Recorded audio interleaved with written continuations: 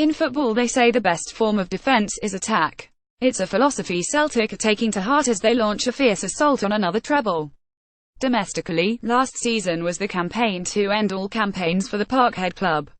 3 trophies were picked up without the merest hint of any other club in Scotland landing a glove on them. Each trophy presentation picture was taken without a scratch in sight. Add to that the return to the Champions League, you'd think Celtic would struggle to repeat it, let alone top it.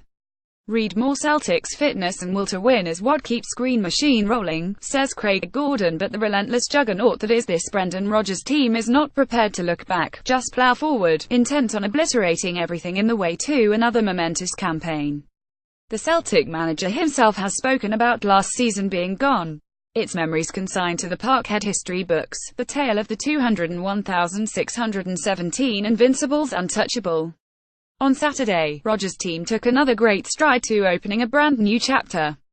With their 4-2 victory over Hibernian in the Betfred Cup semi-final, Celtic are now potentially just 90 minutes away from lifting the League Cup again, a piece of silverware they hope will be the first of another special hat-trick.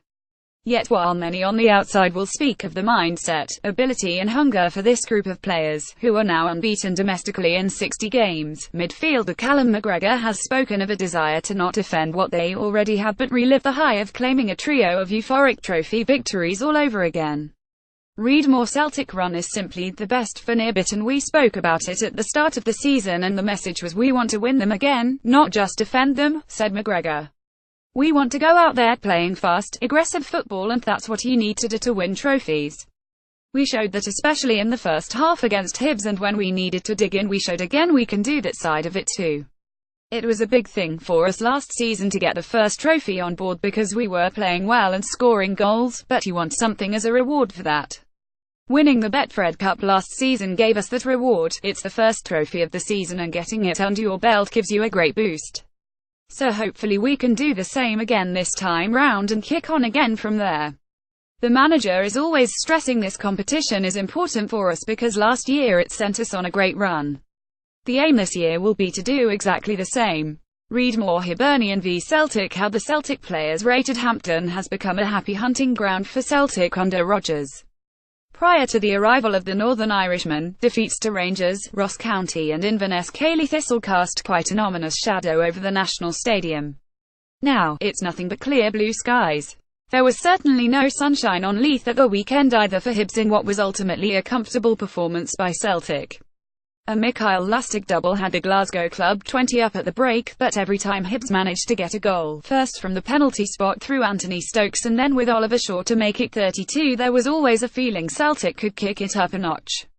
And they did. The manager touched on our success at Hampden before the game. We have done well here, so there is confidence when we play here, added McGregor. The way we have played in those semi-finals and finals has been very good, so we had a good feeling going there on Saturday. Had there been a nervousness before? I wasn't really involved in those ones, so I don't know for sure. Read more. Celtic's fitness and will to win is what keeps Green Machine rolling, says Craig Gordon, but you'd have to say that the results maybe suggest that. We can only look at ourselves as a squad and what we're doing.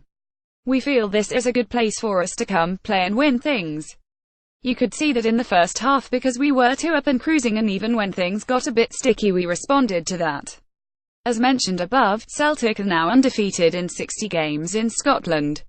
Wednesday, May 11, 2016 was the last time a domestic side, St Johnstone, forced them to leave the park without at least a point. 17 months on and Celtic's resilience appears as strong as ever.